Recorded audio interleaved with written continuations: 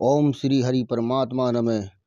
असत का तो भाव विद्वान सता विद्वान नहीं है और सत का भाव विद्वान नहीं है। तत्वदर्शी महापुरुषों ने इन दोनों का ही तत्व देखा, क्योंकि देखा अर्थात अनुभव किया। दो विभाग है, चेतन विभाग है और जड़ विभाग नहीं।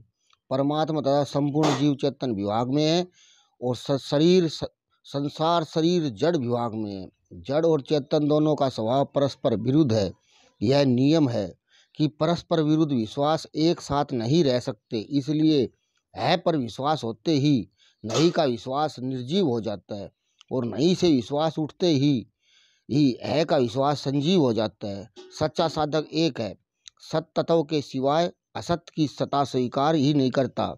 अन्य की सत्ता स्वीकार न करने पर साधक में स्वत है की स्मृति जागृत हो जाती है की स्मृति से साधक की साध्य के साथ अभिन्नता हो जाती है। कोई मनुष्य नहीं को कितना ही दृढ़ता से स्वीकार करे, उसकी निवृत्ति होती ही है, प्राप्ति होती ही है, परंतु है को कितना ही अस्वीकार करे, उसकी प्राप्ति ही होती है। उसकी विस्मृति तो हो सकती है पर निवृत्ति होती ही नहीं। अतः एक सता मात्र है के सिवाय कुछ नहीं है। यह सार बात है जिसका महापुरुषों ने अनुभव किया है। संसार में अभाव ही मुख्य है, इसके भाव में भी अभाव है, अभाव में भी अभाव है, परंतु परमात्मा में भाव ही मुख्य है। उनके अभाव में भी भाव है, भाव में भी भाव है। संसार दिखे या ना दिखे, मिले या ना मिले, उनका वियोग ही मुख्य है। परमात्मा दिखे या ना दिखे, मिले या ना मिले, उनका योग ही मुख्य है। संसार का नित्य वियोग है, परमात्मा का नित्य योग है। अविनाशी तो उसको जान जिससे संपूर्ण संसार व्याप्त है। इस अविनाशी का विनाश कोई भी नहीं कर सकता। जिस सत तत्व का अभाव विद्वान नहीं है वही अविनाशी तत्व है जिससे संपूर्ण संसार व्याप्त है।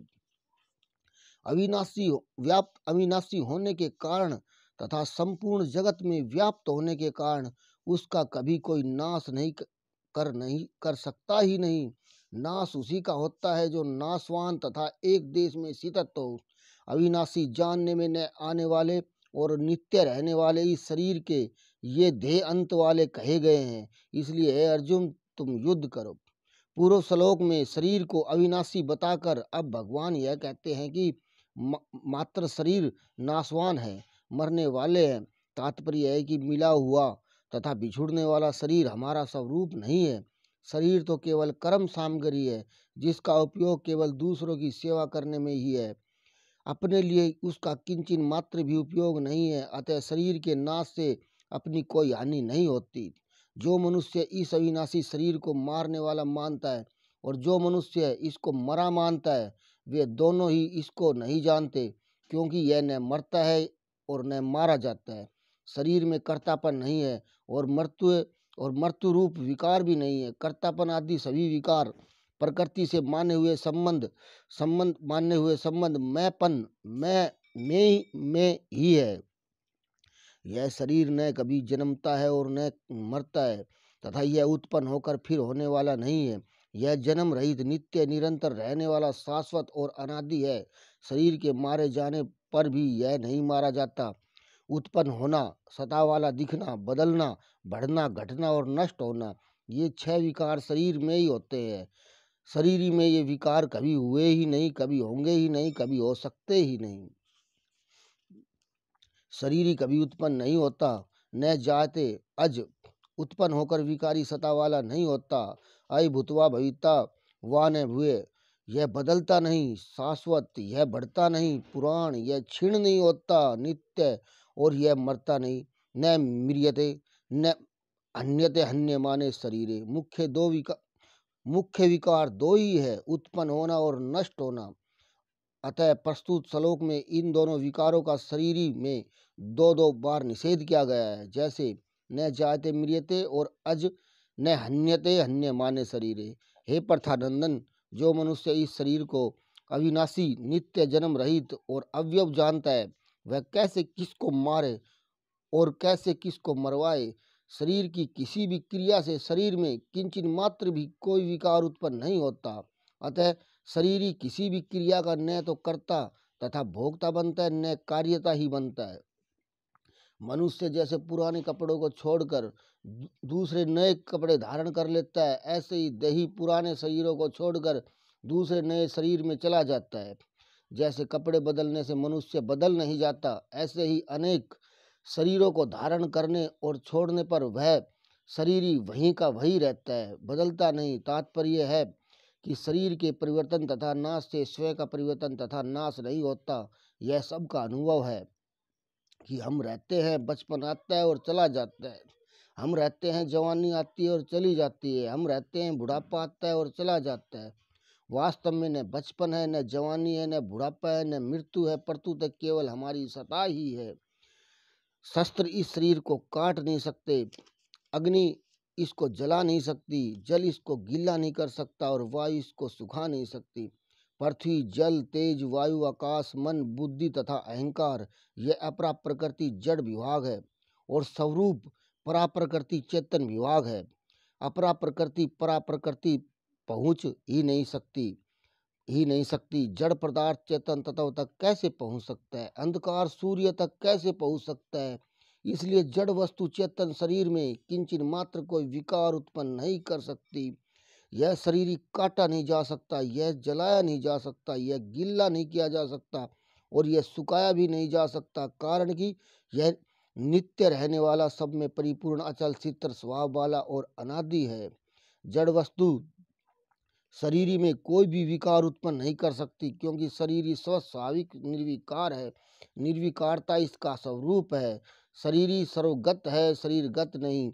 जो 84 लाख योनियों से होकर आया है वह शरीरगत कैसे हो सकता है? जो सर्वगत है वह शरीरगत एक देशीय नहीं हो सकता और जो शरीरगत है वह सर्वगत नहीं हो सकता। यह देही प्रत्यक्ष नहीं दिखता, यह चिंतन का विषय नहीं है और यह निर्विकार कहा जाता है। अतः इस देही को ऐसा जानकर शोक नहीं करना चाहिए। साधक का स्वरूप अव्यक्त है, परंतु शरीर रूप से वह अपने को व्यक्त मानता है। यह साधक की मूल भूल है। इस भूल का प्रायश्चित करने के लिए 3 बातें हैं। साधक अपनी भूल को स्वीकार करे कि अपने को शरीर मानकर मैंने भूल की। साधक अपना भूल का पश्चाताप करे कि साधक होकर मैंने ऐसी भूल की, और साधक यह निश्चय करे कि अब आगे मैं कभी ऐसी भूल नहीं करूंगा। शरीर सत्य तत्व का अनुभव तो किया जा सकता है, पर वर्णन नहीं किया जा सकता। उसका जो भी वर्णन या चिंतन किया जाता है वह वास्तव में प्रकृति का ही होता है। एक बार शरीर का अनुभव होने पर फिर मनुष्य सदा के लिए शोक रहित हो जाता है। हे महाभाव, अगर तुम इस देही को नित्य पैदा होने वाला अथवा नित्य मरने वाला भी मानो तो भी तुम्हें इस प्रकार शोक नहीं करना चाहिए, कारण कि पैदा हुए की जरूर मृत्यु होगी और मरे हुए का जन्म होगा। अतः इस जन्म मरण रूप परिवर्तन के प्रवाह का निवारण नहीं हो सकता। अतः इस विषय में तुम्हें शोक नहीं करना चाहिए। इस विषय में तुम्हें शोक नहीं करना चाहिए। जो मिला है और बिछुड़ने वाला है उस पर किसी का स्वतंत्र अधिकार नहीं चलता, कारण कि मिली हुई और बिछुड़ने वाली वस्तु अपनी और अपने लिए नहीं होती, परंतु संसार की और संसार के लिए होती है। इसका उपयोग केवल संसार की सेवा के लिए ही हो सकता है, अपने लिए नहीं। हे भारत, सभी प्राणी जन्म से पहले अप्रकट थे और मरने के बाद अप्रकट हो जाएंगे, केवल बीच में ही प्रकट दिखते हैं। अतः इसमें शोक करने की बात ही क्या है? शरीर ही समय विनाशी है, शरीर विनाशी है।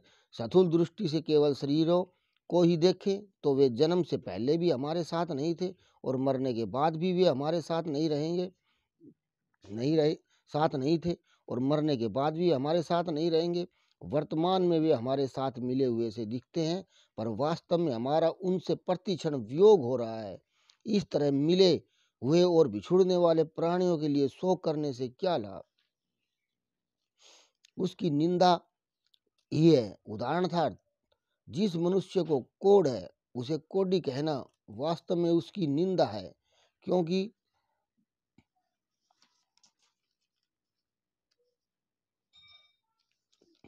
कोई शरीर को आश्चर्य की तरह देखता अनुभव करता है और वैसे ही दूसरा कोई इसका आश्चर्य की तरह वर्णन करता है तथा अन्य कोई इसको आश्चर्य की तरह सुनता है और इसको सुनकर भी कोई नहीं जानता, अर्थात यह ध्रुवज्ञ है। यह शरीर ही इतना विलक्षण है कि इसका अनुभव भी आश्चर्यजनक होता है, वर्णन भी आश्चर्यजनक होता है और इसका वर्णन सुनना भी आश्चर्यजनक होता है। परंतु शरीरी का अनुभव सुनने मात्र से अर्थात अभ्यास से नहीं होता, परंतु स्वीकार करने से होता है। इसका उपाय है चुप होना, शांत होना, कुछ न करना। हे भरतवंशो अर्जुन, सबके देह में ये देही नित्य ही नित्य अवध्य है, इसलिए संपूर्ण प्राणियों के लिए अर्थात किसी भी प्राणी के लिए तुम्हें शोक नहीं करने चाहिए। प्राणी मात्र परमात्मा का अंश है। मेमो वंशो जीवलोके, ईश्वर अंश जीव अविनाशी। परमात्मा का अंश होने के नाते इसका कभी नाश हुआ ही नहीं, कभी नाश होगा ही नहीं, कभी नाश हो सकता ही नहीं। अविनाशी तथा ज्ञान और आनंद शरीर के गुण नहीं है, प्रत्युत स्वरूप है। शरीर केवल कर्म करने तथा उसका फल भोगने का उपकरण है। अतः शरीर का संबंध नाशवान संसार के साथ है, क्योंकि यह संसार का ही अंश है।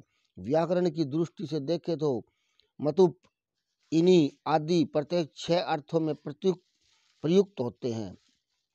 अस्थि विवक्षा में जो मतुप आदि प्रत्यक्ष होते हैं वे सब बहुत, निंदा, प्रशंसा, नित्य योग, अतिशय और सैसंग इन 6 विषयों में ही होते हैं। यहाँ जीवात्मा के लिए निंदा अर्थ में इन्हीं प्रत्यय किया गया है, जिससे देही शरीरी आदि शब्द बन